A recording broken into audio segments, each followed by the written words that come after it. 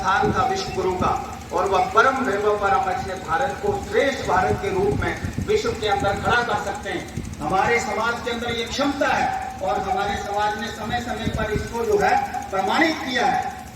हम एक गुलामी के कालखंड से पूर्व की बात करें, 712 ईस्वी से पूर्व ये भारत के अंदर जो सारी वर्ण व्यवस्था, जातिवाद, ये सब उस समय भी था, परंतु इसको लेकर समाज के अंदर द्वेष की भावना नहीं थी, कहीं जातिगत विषमता नहीं थी, कहीं छुआछूत नहीं थी, कहीं इस प्रकार का विचार नहीं था।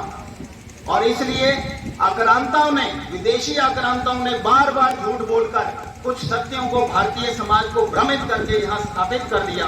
आज समाज को चेतन होने की आवश्यकता है। आज हम उस भारत में प्रवेश कर रहे हैं जो विश्व के सामने एक शक्ति के रूप में उभर कर खड़ा हो रहा है, जो आत्मनिर्भर भारत है, जो विश्व का मार्गदर्शन के लिए तैयार है। आज पूरा विश्व भारत की ओर बहुत आशाओं से देख रहा है। इसलिए आज के ये नौजवान, ये जो आर्यवीर हैं हमारे, जिनके ऊपर भारत का भविष्य टिका है, ऐसे असंख्य आर्यवीरों की हमारे समाज को आवश्यकता है। अभी यहाँ मंच से जो भारत सरकार की उस योजना का उल्लेख हुआ, कितना दुखद विषय है कि कोई सकारात्मक कार्यक्रम इस भारत के अंदर हमारी सरकार, हमारे यशस्वी प्रधानमंत्री लाते हैं तो समाज के अंदर एक सुर में कहीं नहीं, कुछ लोगों ने एक कसम खा रखी है तो उसका विरोध करना है, समाज को उसको लेकर भ्रमित करना है। हम लोगों को ऐसे लोगों से सचेत रहना चाहिए, सत्य क्या है उससे अपने आप को अवगत करना चाहिए। कई बार सुनी सुनाई बातों के अंदर समाज भ्रमित हो जाता है और देश के लिए ये बहुत घातक सिद्ध होता है। अभी कितना कष्टदायी हुआ अपनी राष्ट्रीय संपत्ति को, अर्थात अपने स्वयं के घर को आग लगाना, ये कहां तक तर्क संगत है।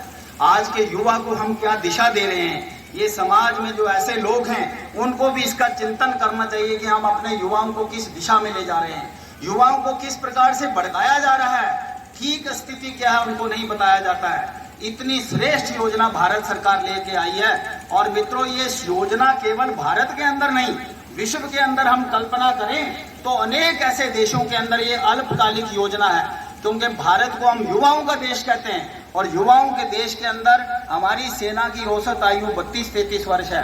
आज भारत के यशस्वी प्रधानमंत्री चाहते हैं कि हमारी युवा सेना हो, हमारी सेना की दुनिया के अंदर सबसे कम औसत आयु हो, और इसके लिए ये अल्पसंख्यक आयु। आज हम कल्पना करें, सीधी सी बात हमको समझ आनी चाहिए कि 17.5 वर्ष में किस व्यक्ति को नौकरी मिलती है। आज कुछ न कुछ भी न्यूनतम हम शिक्षा अर्जित करें तो 21, 22, 23 वर्ष हमारी उम्र हो जाती है, परंतु 17.5 से 23 वर्ष की उम्र के बीच में 4 वर्ष की यह जो उसके अंदर राष्ट्रीयता की भावना, भारत के प्रति कुछ करने की भावना। दुख की बात यह है कि हर जगह पैसे को प्राथमिकता हम लोग क्यों देते हैं। यह राष्ट्र मेरा है, इस भारत के लिए मैं कुछ कर पाऊं। हम कहते हैं कि तेरा वैभव अमर रहे माँ, हम दिन 4 रहे ना रहे, स्वयं अब जाग कर हमको जगाना देश है अपना।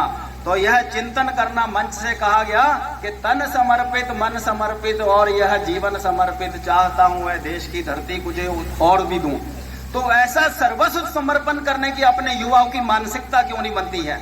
कुछ पैसों के लिए उसको भ्रमित किया जाता है क्या, और पैसे भी उसमें आर्थिक दृष्टि से भी मित्रों बहुत ध्यान रखा गया है। 4 वर्ष की अल्प की इस अवधि के अंदर एक अच्छी उसके अंदर जो है आमदनी है, उसके अंदर अच्छी तनख्वाह है, और फिर उसके पश्चात कहा 25% वो लोग आगे भी बढ़ेंगे और जो बाकी के हैं उनको एक अच्छी रकम देकर वहां से सेवानिवृत्त किया जाएगा। और समाज के अंदर ऐसे अभी यहाँ गिनती हो रही थी कि 100 से अधिक डिपार्टमेंट्स हैं जिसके अंदर उनको एब्जॉर्ब करने की बात की जा रही है। और इसलिए इस चीज को सकारात्मकता से हमारा युवा ले और इस योजनाओं का हम लाभ लें। समाज के अंदर जो तथाकथित लोग हैं जो उस देश को तोड़ने का प्रयास करते हैं, उनकी उस विचार से हम बचकर रहें और राष्ट्र निर्माण में मेरी भूमिका हो। हम एक गीत मुझे स्मरण आ रहा है, देखो वीर जवानों अपने खून पे ये इल्जाम ना आए, माना कहे के मेरे बेटे वक्त पड़ा तो काम ना आए। देखो वीर जवानों अपने खून पे ये इल्जाम ना आए। तो ऐसा भारत के लिए मैं जीऊंगा, मैं इस राष्ट्र के लिए जीऊंगा। ये स्वाभिमान, ये जो स्वामी दयानंद जी ने हमको सिखाया है कि अपना किस प्रकार का स्वाभिमान शक्ति अर्जित करके, और इसलिए वह शक्ति इस राष्ट्र के लिए हो, समाज के लिए हो, हमको शक्तिशाली बनना ही पड़ेगा। वह समय की आवश्यकता है। क्योंकि मुझे एक पंजाबी हमारे अधिकारी थे, तो वो कहते थे कि दुनिया मंदी जोरानू ते लख लानत कमजोरानू, ऐसा कहना था उनका। आज समाज में मुझे एक सुभाषित स्मरण आ रहा है, अशम नेव गजम नेव व्यागरम नेव च अजा पुत्रम भलिम ददात देवो दुर्बल घातका। तो उसमें कहा गया है कि घोड़े की नहीं, अशम नेव गजम नेव हाथी की नहीं, और शेर की सिंह की को कभी नहीं। अजा पुत्रम बलि ददात, बलि किसकी लगती है? तो उस मेमने की लगती है। अर्थात कहा गया कि देवता भी दुर्बल का ही नाश करते हैं। तो ये हमारे लिए बहुत बड़ी सीख है।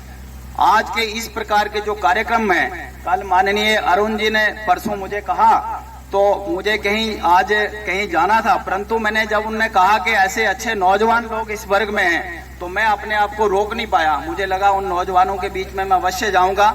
और आज मैं बहुत गौरवान्वित अपने आप का इस अनुभव कर रहा हूं कि आज इस मंच से आप जैसे आर्य वीरों को ये संबोधन करने का अवसर मिल रहा है। और हमारे समाज का जो दायित्व बनता है, हमारी मातृशक्ति यहाँ बैठी है, और आपसे भी निवेदन है कि अपने बच्चों को हम कौन सी दिशा दे रहे हैं। आज यहाँ कहा गया कि पूरा समाज चिंतित है। ये जो यंत्र जो हमारे इलेक्ट्रिकल जो आगे हैं, अप्लायंसेस जो हैं, इनका दुरुपयोग हो रहा है। अभी पिछले दिनों में एक जगह गया तो मैंने देखा एक पेड़ के ऊपर चढ़कर 2 बच्चे वहां कोई गेम खेल रहे हैं। तो मैंने सोचा कोई बंदर बैठे हैं। जब वहां पहुंचा तो उनको बुलाया मैंने, तो उन्होंने कहा कि अंकल देखिए, हमें घर वाले ये गेम नहीं खेलने देते, हम इसलिए ये पेड़ पर चढ़कर खेल रहे हैं।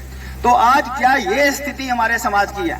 इसका चिंतन माताओं बहनों को, परिवार में अपने पितृजनों को करना चाहिए कि हम कौन सी दिशा अपने बच्चों को दे रहे हैं। ऐसा समृद्ध, शक्तिशाली, शक्ति संपन्न हमारा राष्ट्र बने।